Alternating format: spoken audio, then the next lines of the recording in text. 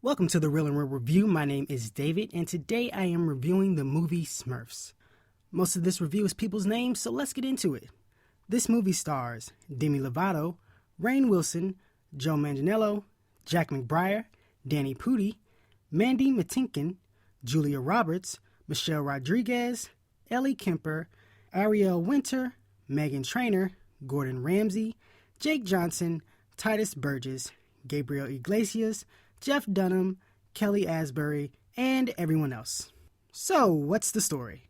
The story is that Smurfette lives in a small town with a bunch of boy Smurfs, and all of them have their own characteristics. Characteristics like Brainy Smurf, Muscly Smurf, Nosy Smurf, which is my favorite, and other things like that. One day, she and a few other Smurfs go off on an adventure to find a lost village, and in that lost village, there's a bunch of other girl Smurfs. When they get there, they teach Smurfette how to be awesome, and she feels right at home. But then Gargamel comes and blah blah plot points. So, how's the movie? It's there. You got your ABC storyline, you got most of your jokes being physical comedy, you got your happy ending. Basically, this movie is just noise on screen.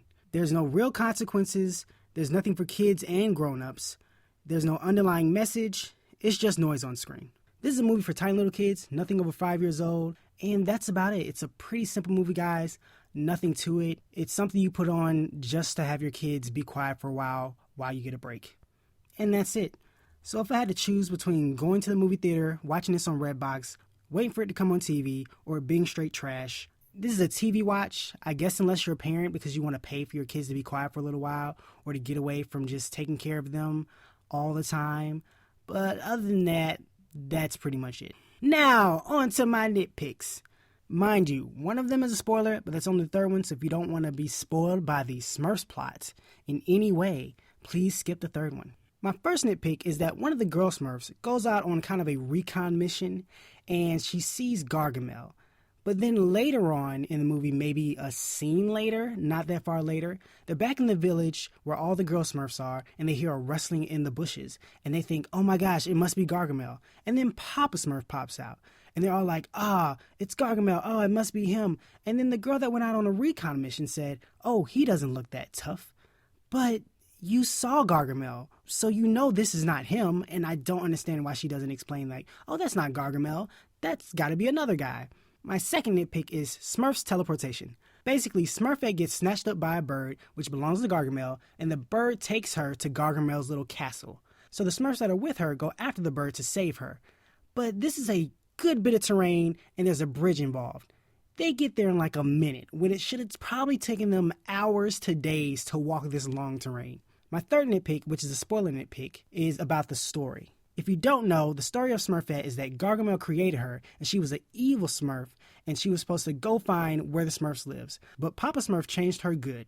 So, at the end of this movie, Smurfette turns back to a lump of just mush, kind of like clay.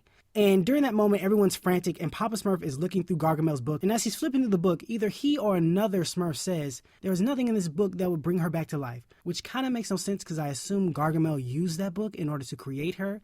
But, maybe he just winged it. I don't know. Okay, my last nitpick may not be a nitpick, but it's something I just wanted to point out. Okay, so you have all of these celebrities that are not trained voice actors. Some of them have done other voices in other movies, but they're not fully trained voice actors.